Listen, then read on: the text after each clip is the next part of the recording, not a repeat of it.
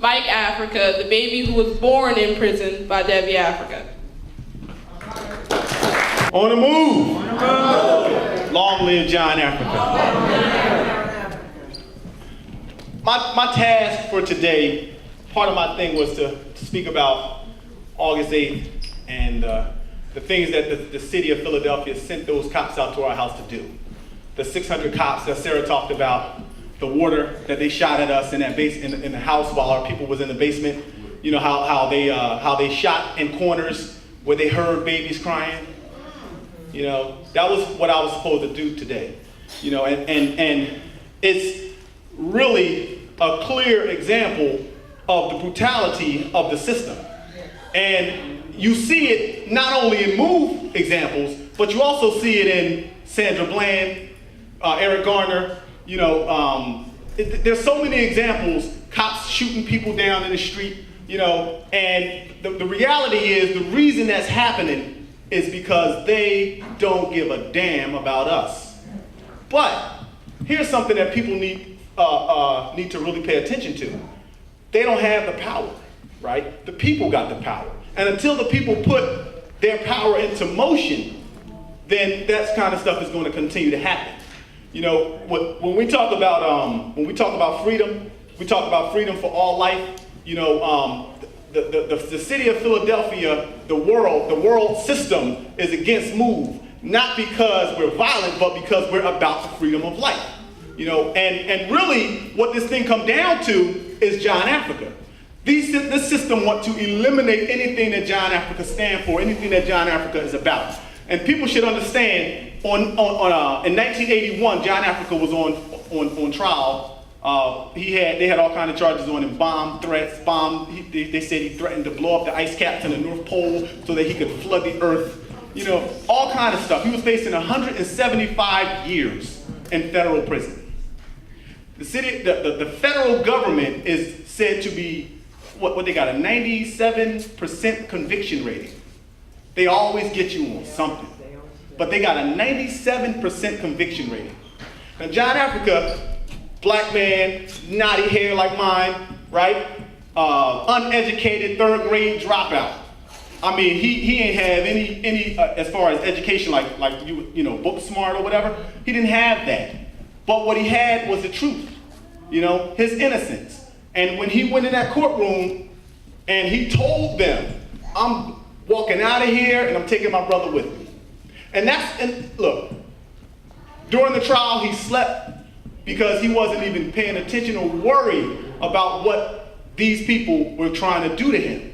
Because what he said was, my innocence is proven in every breath of air you breathe, and every morsel of food you eat, and every drink of water you drink, right? And when the verdict came down, not guilty, the jurors, according to Mo Africa, who was John Africa's co-defendant, Mo said the jurors read that verdict triumphantly, like they won something. And the reason they read it like that is because they felt like they did win something. Because here's a man who is fighting for the freedom of life for all people, for all animals, for everything.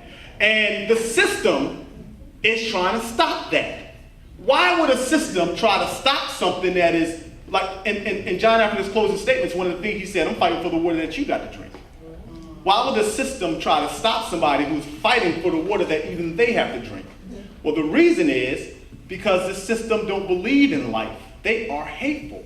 And hate is the complete opposite of life. And you can look at it in everything the system do.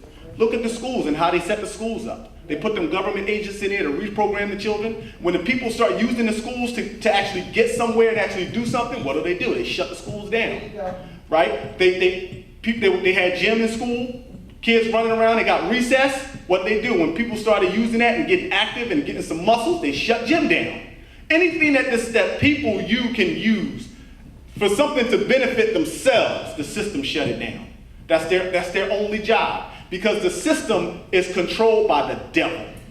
And the devil is anti-life. Look at everything the system is about. War, greed. Look at Donald Trump. Look at this nonsense he's saying. He shouldn't even be allowed to run. He shouldn't even be allowed to get on the podium and say the things that he's saying, but he is allowed. You know why? Because he is part of the system. And if you look at what the system is about and look at the root of the system, he fits right in. And if anybody get on there and start to try to talk about something that's real, something that's right, you get up on it, talk about, hey man, listen, I'm running for president because I want to stop the pollution in the air. Oh boy. You ain't getting nowhere. You ain't getting nowhere because that's not what they're interested in. Because that's not what the system is about. It's about keeping this whole thing stagnant so that people can just get weaker and weaker and weaker. And if you look at the example of it, you'll see that very thing happening. Look at how years ago people were stronger. Look at how they were clean. The air was cleaner. But as you go on, in France, they got certain days, if your license plate start with a J, you're not allowed to drive that day. Because the air is so polluted, too many cars on the road, you can't even drive. And if you look at the system, it's progressively just getting worse and worse and worse. This is why Move people have been targeted, because we take a stance against this injustice. That's why we've been working on something called the Seed of Wisdom School of Life. And what that is a school that we are setting up so that we can teach people, so that we can keep that wisdom flowing throughout ourselves and anybody else who's willing to learn. Because it needs to be done. People need to know. People need to be taught. They need to be taught the right way. They need true education.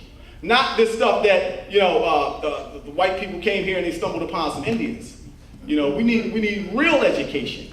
And the only way that you can get real education is to abandon this whole system thing and, listen to what John Africa is talking about. And that is why the Move 9 are in prison. They're not in prison because they shot what they were accused of, killing no cop. The judge himself admitted that. He said, well, I don't know who did it, but, you said your family, I'm gonna sentence you as a family. So, the whole thing about cops, they don't even care about cops. The system don't care about cops. They don't care about cops no more than they care about firemen. They don't care about firemen no more than they care about us. But if those people can be used to be put between the people and the rich people, well, then that's what they'll do.